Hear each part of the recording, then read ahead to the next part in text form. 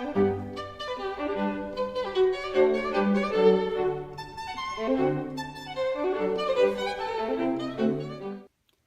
everyone, I'm Michelle Schumann, the Artistic Director of the Austin Chamber Music Center. I'm really happy to be with you here right now. This is the first installment of Festival Focus.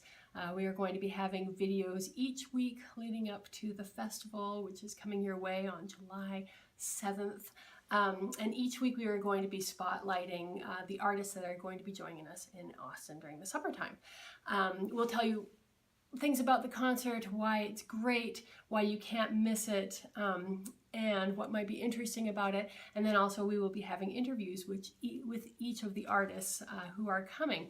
So I'm very excited about that because it's always interesting to be able to communicate with these artists ahead of time and kind of get into their head. This year I'm really excited too because it's you who have provided the questions for these artists. So each of the artists will answer questions, the same questions that you gave to us on Facebook. That'll be interesting to kind of see how people answer the same questions in different ways, and I'm excited along those lines as well. We're starting out this week with me. It's an interview, I guess, by myself for you all, and I want to talk to you a little bit about the festival that's coming up. I'm super excited. I know I say that all the time, but I think this year's festival is in particularly exciting because each of the artists are not only fantastic artists, but they're bringing their own twist to presenting and programming chamber music. A lot of them are playing standard repertoire, but they're doing it in this kind of discovery way. And so each of the concerts during the festival really takes us on a different journey using the art form that we love so much all the time, the chamber music. So I'm excited about the various string quartets we have coming in. The St. Lawrence String Quartet will be coming in doing one of their Haydn discoveries where they take apart a quartet by Haydn and demonstrate all the motives and the harmonies and what makes it really great, kind of just dissect it live for you all, and then you get to hear this performance of it. I think it'll change the way we hear music in general, and especially with these Haydn quartets. Other string quartets we have coming in, the Daedalus String Quartet, they're doing a multimedia presentation that combines music by Beethoven and Tchaikovsky and Janacek and combines it with the works of the narration and the writings of Leo Tolstoy. It's called the Kreutzer Sonata, and I'm just excited about this program. Those are just two of the programs, but each one of the programs I think that we have during this festival have a kind of twist to them. So I think this festival, more than any others, is a festival that you could go every night and have a completely different experience, a personal experience, something that kind of takes you to a different realm of listening to this great art form that we love so much. So I'm very excited, and just to be the curator of a festival like this is very exciting for me. I want to tell you a little bit about the very first concert of the festival. It's the opening night on July 7th, and we will be doing a festival chamber orchestra. Last year we opened our festival as well with this festival chamber orchestra, and it's filled up with some of Austin's most amazing chamber musicians. And it's a small group from 12 to 20 players. This year we'll be playing the chamber music version of Mahler's Fourth Symphony, which was arranged a number of years ago, and it is just a fabulous and colorful depiction of this big Mozart symphony, and it's pared down into this intimate sense. It's colorful and vibrant, and I love Mahler, the way he brings in this Viennese style and sort of a quirky character to it. Often the sort of narration that goes through it is really rich and takes us on a wonderful journey. That will be paired together with a Mozart piano concerto, the E-flat major piano concerto. We will be doing that for strings and piano alone. I love playing Mozart, and I know you all love hearing Mozart. Last year's concert was an all Mozart concert, and it was just one of the most fun concerts I've ever been a part of. So we're very excited to be doing that again this year. Andreas Midasek is coming to conduct. You might remember him.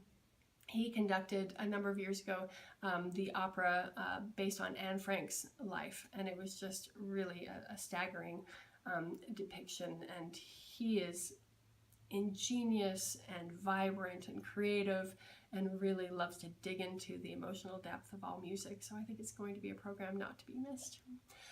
So let's go on now to the questions that our Facebook friends and supporters provided for us. And I tried not to spend too much time looking at these questions because I wanted to be like the artists that we will be interviewing. I wanted to have them get these questions immediately and get their first idea of what comes to their head with these questions. So I'm trying to do the same thing as well. So here we go. We're going to start out with a question from Judy Matula. She asks, what's the difference in how you experience music you play during rehearsals versus live performance? That's a really great question because you might think on the outside that there's not much of a difference. I mean, I feel very connected to music really at all times, whether I'm practicing or whether I'm performing, and I feel connected to my instrument and to the composers, and I really try to give all of myself when I'm playing this instrument, no matter what, whether it's for myself, whether it's for two people, whether it's for a whole crowd. Nevertheless, when you perform for someone, there is an electricity in the air and all senses are just heightened. You start listening even better. You start paying attention to all the details.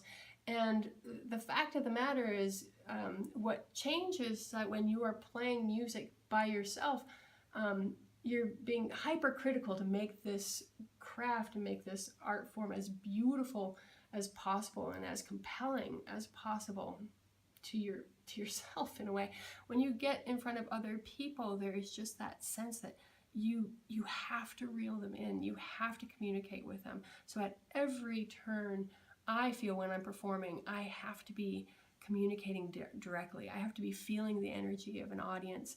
If I'm not feeling their energy, if I feel like I'm losing them, I feel like it's my fault, and it's my job to be as compelling as possible of a player. So I love performing because I love that energy with an audience. It's almost to the point where it's not always great if I'm at home and my door is open and I'm practicing, and if I think someone's listening, I can't help but perform, even if I'm not ready for that kind of performance yet. So I'm just hyper aware of the audience, and for me it just makes that experience of communication of music so special, so palpable, and something very exciting. The second question we have is from Karen Richmond, who asks, if you could play any piece for anyone, living or dead, real or mythical, what would that piece be and who would you play it for? I don't know, I was going to say, I don't know what other people would say. Of course I don't know what other people would say. But for me, I'm captivated by relationships of composers past, and one relationship that I'm really, really captivated by and intrigued by is the relationship of Johannes Brahms and Clara Schumann. And it's complicated, to say the least. So to me, if I could have an experience of playing a piece of music, first of all, I love playing music with other people, and I feel like I would want this to be a collaborative experience. So I would choose to play maybe one of the four-hand works by Johannes Brahms, maybe one of the Hungarian dances by Johannes Brahms, on the piano, four hands. To play it with Brahms himself. I don't know what part I would play, low or top. I think I'd want to play top and have Brahms be down here.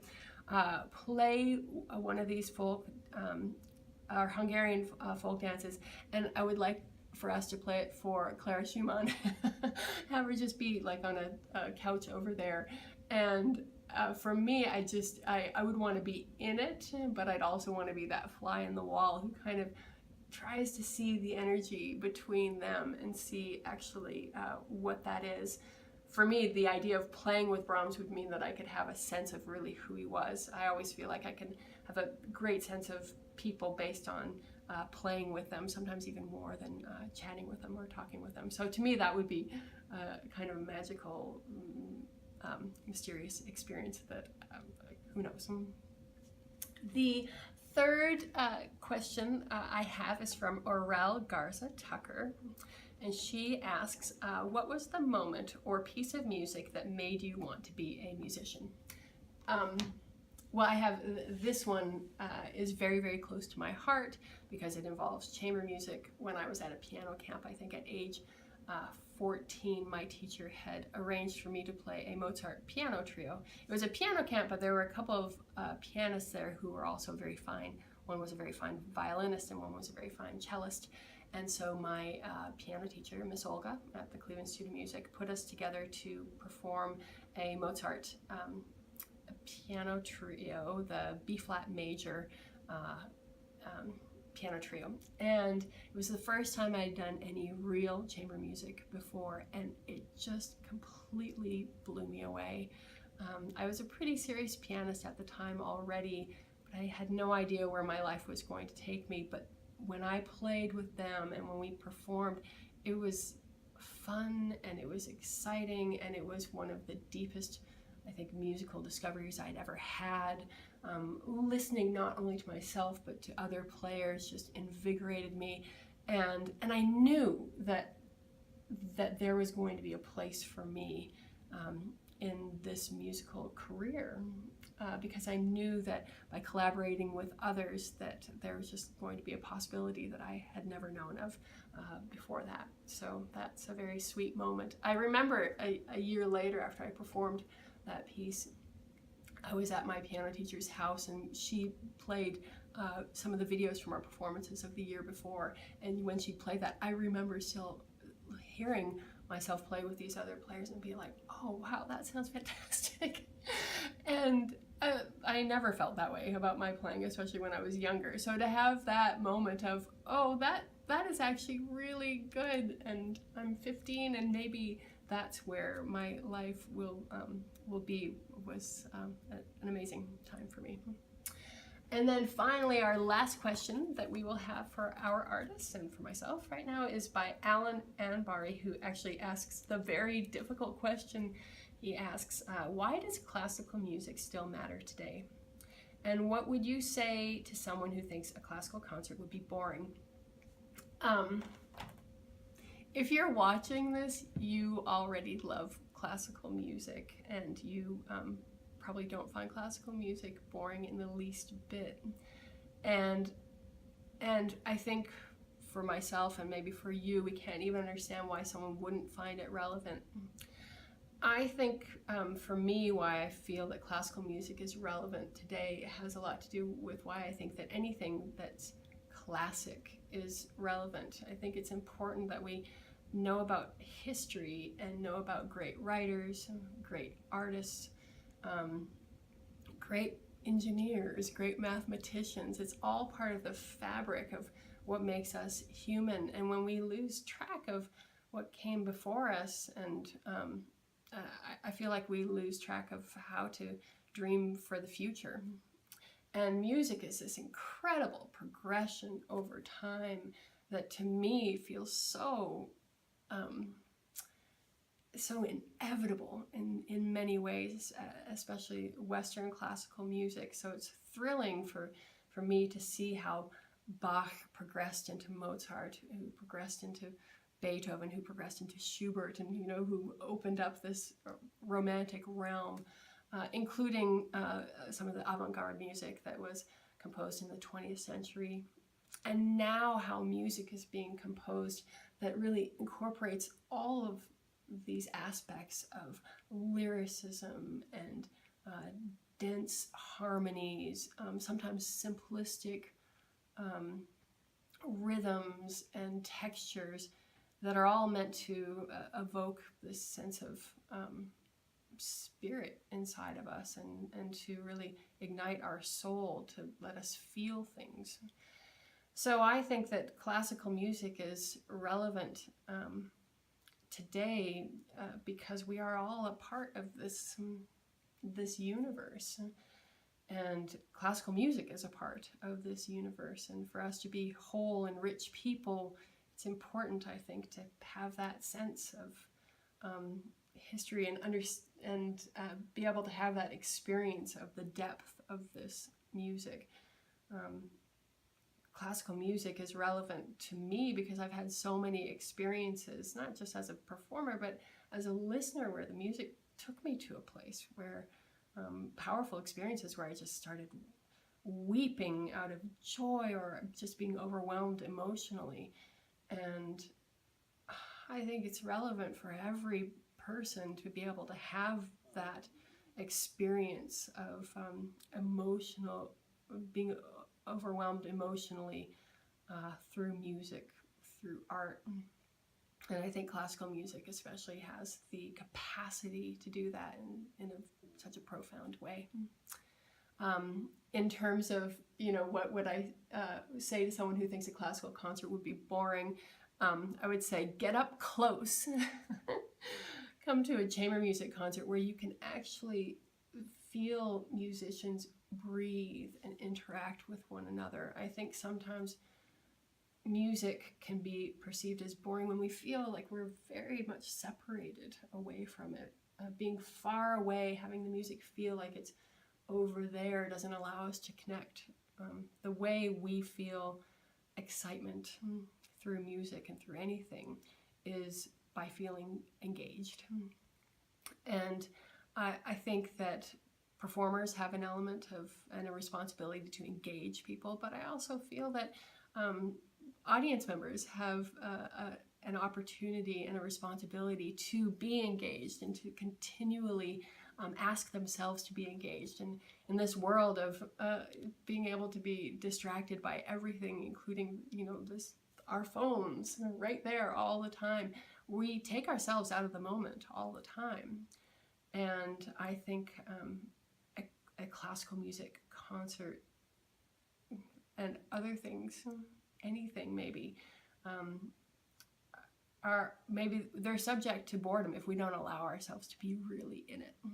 And I think it's really essential for us as listeners to also respect that and really try to be in it, and then for performers to really reach out and communicate in that way too. It's the thing that I love about chamber music so much, is that commitment is often there, almost always there, because of the intimacy and the immediacy of those performances. So these are great questions. I'm excited to hear other artists talk about what their feelings might be about these things, and we'll chart that over the next 8 weeks leading up to the Chamber Music Festival. I can't wait to see you all there, and if you have more questions, join us on Facebook. We have a post there if you'd like to have your question answered.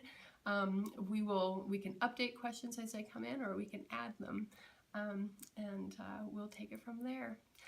So happy that you joined me today.